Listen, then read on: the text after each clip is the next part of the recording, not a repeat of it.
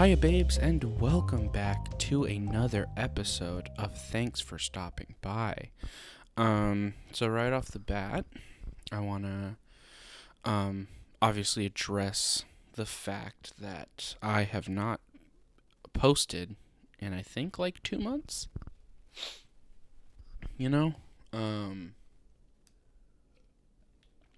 I just wanted to first of all, apologize for the lack of uploads, both on my podcast channel as well as my actual channels. It's been a wild few months, as we all know. Still dealing with COVID-19. America, we just can't seem to figure it out there. And also just dealing with some personal stuff, so haven't been feeling super up to write and record. But I just been, like I said, been very busy in the personal life. I moved. So that was a big piece of it, was figuring out this process. My girlfriend Sarah, who I actually did an episode with for this podcast, which was, I believe, episode 6. You guys can go check that out. We moved in together. So it has just been a wild time doing that whole process. And it's been a big transition. So, but now that I am comfortably moved in and, have all my stuff set up, and I've been feeling a lot more motivated to make stuff, I figured now would be a better time than ever to bring the podcast back. Or not back necessarily, but like start making episodes, return from the small hiatus, I guess. And also that goes for videos. Videos are a little different, obviously, because they're all big projects, so I need to write them, or like script them, record them, edit them, all that. So they take a little bit more time. So, but there are videos in the works. It's just a matter of getting them done. But expect to see some more video content soon. I'm also trying to work on like finding a way to make smaller, easier to make videos. And I'm not necessarily sure what that's going to mean yet, but I want to find something I can do to release more regularly, something small, less difficult to create. Just to have some things up on the channel, I have some ideas, so I'm sort of working on that. But expect, some more videos. I'm trying to get the next video of the Disturbing Movie series done. I'm trying to work on that video. But I don't want to watch Sallow again. But I'm working and I'm grinding it. So, and I have a couple other things, couple ideas, things I'm going to try out. Some second channel stuff that'll go up on this channel, so it's not just a podcast channel. And yeah, man. So yeah, that's really it as far as content stuff goes. Just working on coming back, I guess. And then as far as everyday life, I mean, not much has been going on, obviously. We're all still not allowed to go out and do much because there's still a pandemic going on. But just trying to, make the best of it, do what we can. Me and Sarah had been out protesting a lot for the Black Lives Matter movement, trying to get involved with local organizations and stuff. And so that's taken up a lot of time. Um, and then really it's just been, if we're not doing that or not working, just chilling at home, honestly. Either doing like Zoom meetings for the organization stuff, or just watching anime or playing video games. I got her into a video game finally. Um, because she's a probably a level or two under a casual, I would say. Um, Definitely like the only video games I've seen her play not on her phone are like Animal Crossing on the Switch. Not to say that's not like a video game, but like she's not playing like combat involved like PS4 games.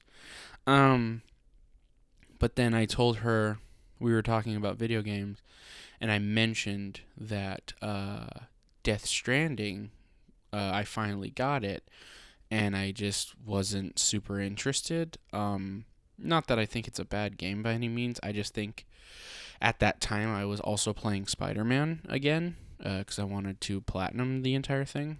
And so going from like fun swinging around, beating up guys to like slow, methodical mail delivery was a weird transition, and I think I just wasn't in the mood for something that would A, move so slow, but B, take so much of your focus. And I just never got around to playing it very long. But from what I understood, I didn't think there was any combat in the game. And when she heard that, she was like, "Oh, no combat? That sounds right up my alley. Can I play it?" And I was like, "Yeah, you can do whatever the fuck you want." Like, I was like, "You can totally play that, like I'm probably never going to." And so we decided to have her take the reins and I would watch her play it. And now she's fucking obsessed with it. She's like hooked on the game. And it's so funny to see someone who doesn't necessarily understand that world all that much. And now I see her doing gamer shit. Like I come home and, or like we get home together, and before I even, like I'm like I go to the bathroom or go put my stuff in the room, and I come downstairs and she's already on the couch with the controller, like like queuing up the game, because she's been thinking about it all day. So it's like it's cool to like get her like involved in that part of it. And Death Stranding's a weird fucking game, man. So it's definitely been interesting. I can see how it's not for everyone, for sure.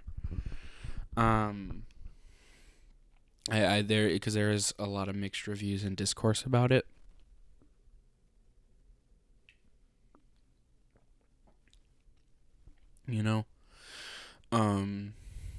But I like it. I think I'm enjoying it more as a backseat gamer this time, because I don't have to do the long drawn out parts, which is weird because I don't hate side quests. If anything, I'm replaying through the first through Horizon Zero Dawn right now, and that's all I've been doing. I've probably sunk like 50, 60 hours in the game at this point, and I've done like 4 story things. I'm just like running around collecting shit, doing the tall giraffe fucking dinosaurs and shit. So I think something about Death Stranding was just kind of off-putting. Also, part of it, honestly, I think, is the fact that while I appreciate Kojima like getting to make this weird fucking thing, and like, the more I've looked into the game, the more I understand and respect the message and what he was trying to do. As someone who was so excited for PT, I just think he got kind of fucked in the sense that like no matter what he put out was never going to live up to what PT was going, or Silent Hills was going to be. Because it was like one of the most anticipated games ever, and then it just got canceled out of nowhere. So that's a big part of it too. It's just like, man, like playing the game and realizing, man, I wish this was Silent Hills, you know. But yeah, so we've been kind of playing that. Like I said, I am rerunning through Spider-Man and Horizon Zero Dawn right now. Trying to 100% both of them, which has been fun. Yeah, I mean, I beat Spider-Man before. Never beat Horizon, so I'm also planning on beating the story for the first time, as well as 100% and get all the extra stuff. And then the big gaming experience, thing is I played The Last of Us 2 recently. And that's so The Last of Us 2 is sort of the main thing that I'm probably going to talk about for the rest of the episode, because there's a lot going on there. And I have a lot of feelings about it, so much to the point where I kind of want to make a video about it. But I figure this will be a good template to talk about it for now. So essentially, I loved The Last of Us 2. I thought it was beautiful. I loved the story and the message behind it. I thought the gameplay was amazing. I think it improved on a lot of gameplay mechanics from the first one. Graphically, it looks incredible, obviously. No multiplayer, which is sad. But here's the thing, right? So for those of you who don't know, for the uninitiated, The Last of Us 2 is this strange enigma where the game was announced at E3, and the second the trailer dropped, immediately there was a lot of fan theories. Is Joel dead? Is this a revenge story for Ellie? Ha hoo ha. Which, obviously, that's what people do. They theorize when trailers drop. It's fun. It's fun to have discourse and think about it. And then, obviously, we didn't really hear much about it for a while. And then the game got a bunch of shit leaked. And it's weird to talk about this, because this is actually something I know very little about, because I avoided these spoilers with my life. Because here's the thing. The Last of Us 1 is probably one of my top 3 favorite games of all time. That game is incredible, and I think as far as story-driven games go, it's one of the best. And so I didn't want to know what happened. Obviously, I wanted to experience the game. And when I heard all these spoilers were coming out, I was nervous, because that makes, you have to tread online very carefully, because spoilers turn into discourse, and discourse even turns into memes. And now all of a sudden, a big death or big plot point reveal twist gets revealed to you in like a shitty meme, like that's how a big character death in Endgame got spoiled for me, was through like some shitty internet meme. So I was terrified. I was like, oh fuck, I'm gonna find out what the spoiler even is, because I don't know. But I didn't know how bad the discourse had gotten, because like I said, I was avoiding it. I wasn't watching videos about it. Anytime I saw the hashtag or saw The Last of Us 2 on Twitter or anything, I just closed my eyes and scrolled past it. And so time goes by, the discourse kind of dies down, and then the game comes out, and I buy it, and I play it, and I'm still not watching any reviews, not watching anything about the game, because I wanted to play it start to finish, not know anything about what was going to happen, and just form my own opinion. And I played it from start to finish, all 20 plus hours, and I thought it was incredible.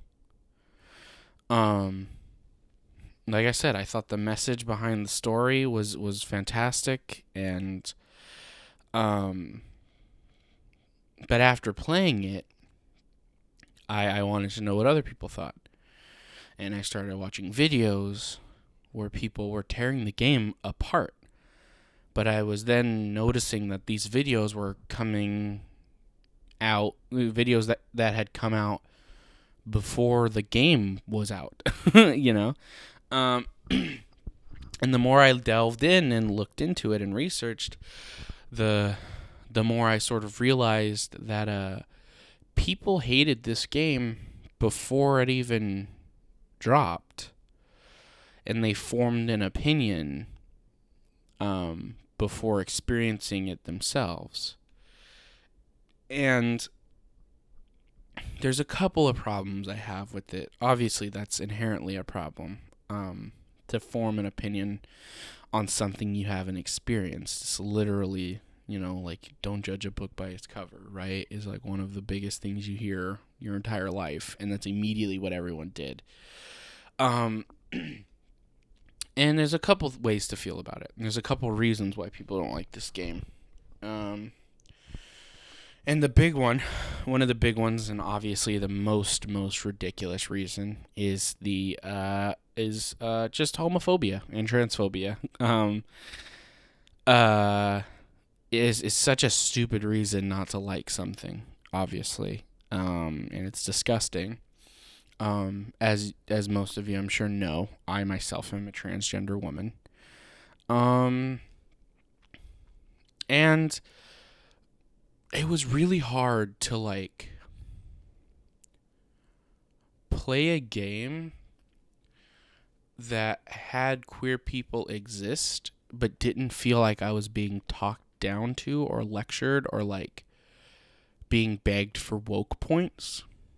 Like, Ellie's gay. We know that. We learned that from the first game, or from the DLC. And in the trailer, she kisses Dina. So it's like, we know there's at least a gay girl in the game, and she's, like, gonna be our main protagonist. Which, fuck yeah, dope.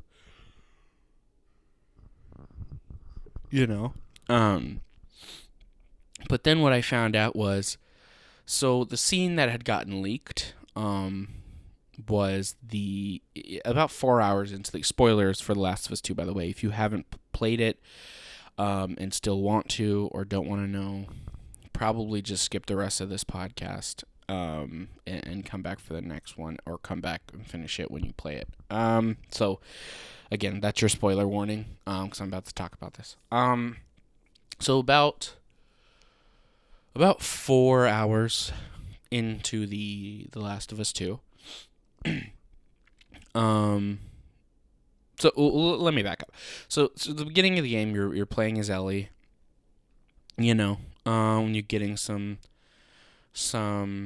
story beats about the growing tension after the ending of the first game, between Joel and Ellie, where Ellie, clearly doesn't trust Joel fully, or isn't necessarily buying his story. And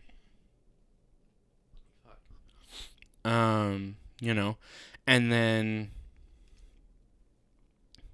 you start to play as Ellie, and you're going through, and then about, I think, like maybe 2 hours in, an hour in, something, pretty early in the game, you are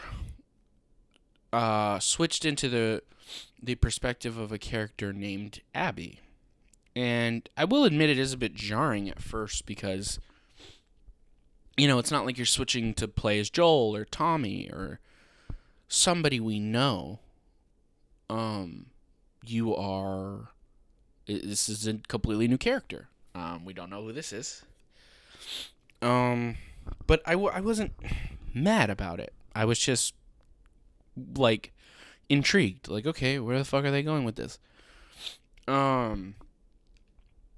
And so you're playing as Abby, and you're running around doing stuff, and you go off by yourself and you're getting chased by all these Zambos. And then as Abby, you get caught in the middle of a horde and you get rescued by two people who happen to be Joel and Tommy.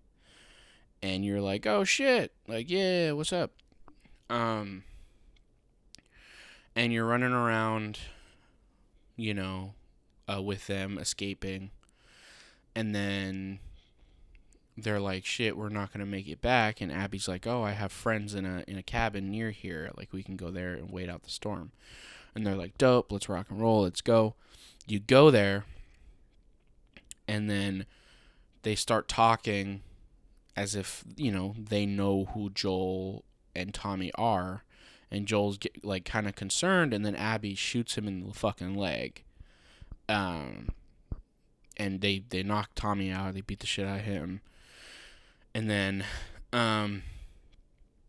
before I jump on, there is one moment that is really in this where, he's like, who are you? And she's like, who do you think? And Joel just goes, why don't you save whatever speech you have rehearsed and get it done?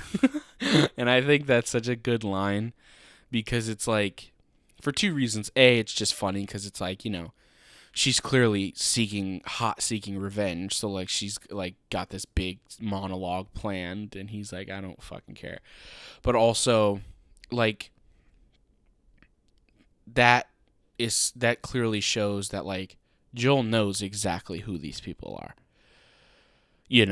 And it's just crazy to, like, see the moment where he's recognizing that the thing he did is catching up with him finally. But then that happens, and then we cut back to Ellie, and she's, doing the Tinder nasties with her girlfriend Dina, and then Jesse shows up, and he's like, hey, Joel and Tommy never made it to the place. We got to go look for them. You all split up and go look for them. Ellie comes across the cabin, runs in, and sees Abby beating Joel to death with a golf club. And then Ellie gets tackled to the ground, and you watch as Abby kills Joel. And I want before I talk about the internet problem with it, just as a scene, is incredibly well done. The acting is by Ashley Johnson is incredible. And it's just really, heartbreaking shit to watch, Joel, because even though he did a really, really awful thing, he's our guy from the first game. Like, he's our dude. We spent so many hours with him. And we care about him, and most importantly, we care about Ellie, and Ellie cares about Joel. And it's heartbreaking to watch it happen. But the best way I think I've heard it described is, I want to say it was there's a channel called Girlfriend Reviews, and I'm pretty sure she said it, where watching Joel get killed is not a slap in the face from Naughty Dog, it's a punch in the gut, right? It is supposed to make you angry because you are about to set off on a 20-plus hour long revenge story, or what you think is going to be a revenge story. So yeah, you're supposed to be upset. The game makes you feel upset. It's like watching your dad die, it's your game dad. It's this guy that you, not only the characters care about, but you care about, was just beaten to death in front of you. However, people taking this as like the most common complaint I've seen from this is, it's bad writing. Hey, no, it's not. Characters get killed off all the time. It's how that works. There's not a moment of the story that isn't directly fueled by what happens to Joel. And what happens to Joel is directly fueled by his actions in the first game.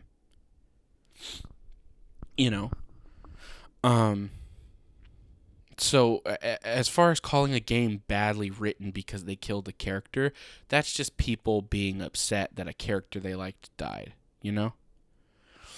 Um, it'd be like if you were before season 8, but it'd be like if you were watching like the 3rd season of Game of Thrones and the Red Wedding happens.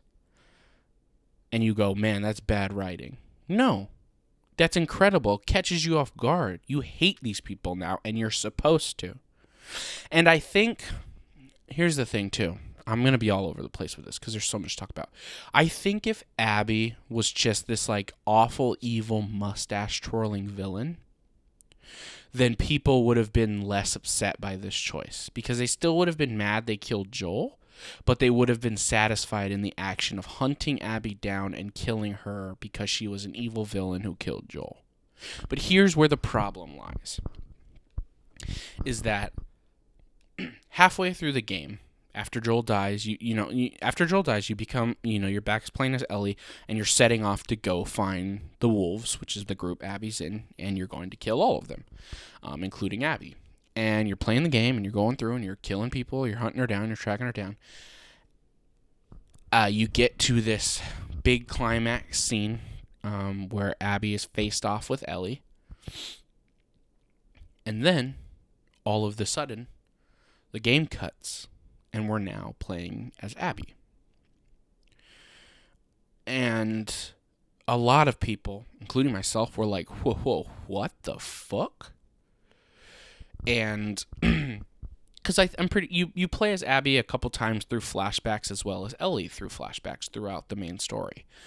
But when you come face to face with Abby as Ellie, and the game cuts, and you are now playing as Abby in Seattle on day 1, and you notice that you have item upgrades and weapons upgrades and, all kinds of shit, you're recognizing, holy fuck, I'm about to play like a second campaign as Abby. And people's biggest complaint really isn't even, the people were mad that you had to do that. And here's the thing. Once again, it's supposed to make you uncomfortable. Because this game isn't just a black and white revenge story. The Last of Us 2 is not only a story about challenging your perspective, but it's a story about forgiveness and letting go. And let me explain what I mean by that. So, as far as perspective, like I said, throughout the game, at the beginning of the game, Abby comes off as this mustache-twirling evil piece of shit. She killed Joel. What the fuck, right? But as the game progresses, you start to learn more about Abby. And you start to learn not only more about her as a character, but how Joel directly influenced her life and who she's become. Because Joel's decisions at the end of the first game are not only selfish on a grand scheme of dooming humanity, but the doctor that Joel kills, a la the doctor that you as the player kill when you go to rescue Ellie in the first game, actually happened to be Abby's dad, because Abby was a firefly in training. So, not only is Abby hate Joel for what he did to the world, but what he did to her. And she gives up everything to one day hunt this man down and kill him. And I think the best way to think about it, to really, because the game is about challenging your perspective, right? And the best way to do that is to put the player in the shoes of Abby. Abby is the hero of her story. So when you recontextualize The Last of Us 2, or even recontextualize The Last of Us 1, imagine playing as a young girl named Abby who is palling around town in the zombie apocalypse with her dad, training as a young firefly to fight the revolution of a dictative government or whatever. They were whatever the Fireflies did, killing the military for their dictatorship and stuff. And then all of a sudden, you learn halfway through the game or towards the end of the game that your dad, the doctor, the man you've been palling around with, who is this big animal lover and saves zebras and stuff, has found a way to make a cure. And there's a girl who's come by who is immune, and she is the key to making a cure, but the only question is that it'll kill her if he does. And you, as Abby, the player, confide in your dad and say, hey, Dad, if it was me, I'd want you to do it too. And with all the courage your dad musters, he's going to do it because it's for the greater good. And this girl is going to sacrifice her life to save the world. And you, Abby, are part of that.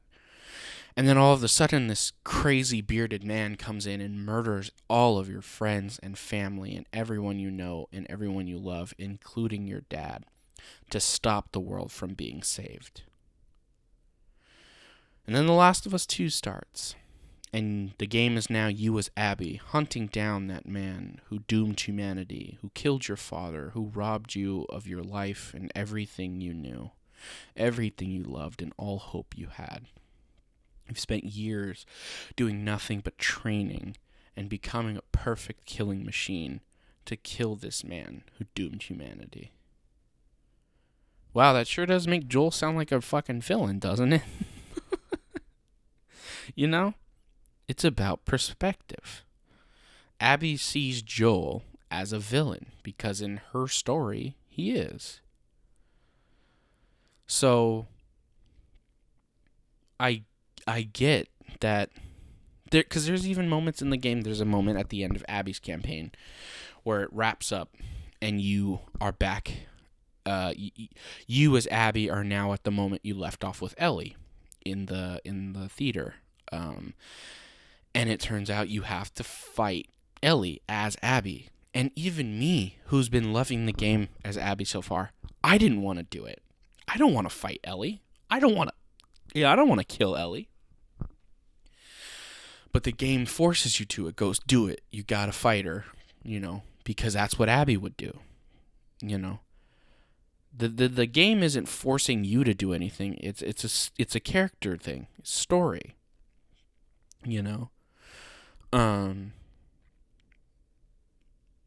And then after Abby, you beat Ellie and you kick her ass. You're about to kill Dina, but Lev, who we'll get to Lev in a little bit, you're about to kill Dina, who's pregnant, and Lev is like, don't, like, hey, fucking, like, let's get out of here. And you leave. And the both of you go about your lives. And then we cut to Ellie and Dina, who Dina has now given birth to the baby. They are living on the farm they always talked about. They've got, animals and a family and a nice country house. And they're living this amazing life, together. And they've moved on. They've let go. But then fucking Tommy comes back and says, hey, Ellie, we found her. We know where Abby is. And you just can't let go. No matter how hard you try, no matter what, Dina even says, she's like, don't, if you love me, prove it by staying. If you leave, I won't be here when you get back. And Ellie continues to destroy her life by leaving to find Abby again. And you go on this mission, you go hunt her down, and there's this big epic, fight at the end where you even threaten to kill Lev at the end when you find them, just to make Abby fight you, because Abby has completely moved on. She's realized that killing Joel didn't make her feel better. It took away all the friends she had. She's finally found another person she cares about in Lev, and all she wants is for her and him to be safe and leave. And for that to happen, Abby needs to let go. But Ellie just can't. And so she forces Abby to fight her. and they get in this big fight, and you have Abby under the water, and you're about to drown her, and then we cut to a scene with Joel, or a shot of Joel at least. And then Ellie lets Abby out of the water. She says, just take Lev, get him out of here, go home, And Abby and Lev leave, and then it cuts back to a scene where Ellie is talking to Joel, and this is post Ellie finding out that Joel lied in the first game and what he really did. And, she's talking to him about it, and he says, honestly, I'd do it a million times over again to save you. And Ellie's, I don't know if I could ever forgive you for that, but I'd like to try. She wanted to forgive Joel. And in tune with that, she begins to forgive Abby. And that's where I think people get this game wrong. It isn't a revenge story. It's a story about forgiveness and perspective.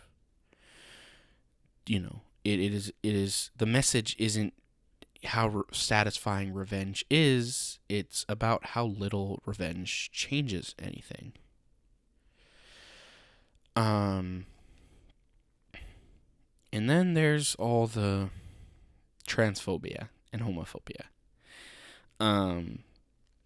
So again, obviously, Ellie's gay, we all know that, and there's some blatant homophobia there, having to play as a gay woman in a world driven by buff masculine characters. But then, so when the scene with Joel getting killed got leaked, people had already heard that there was going to be a transgender character in the game. And when that scene got released, they saw Abby, who is a very muscular woman. And people saw Abby and immediately assumed that muscular woman equals trans woman, which is just very already problematic on its own.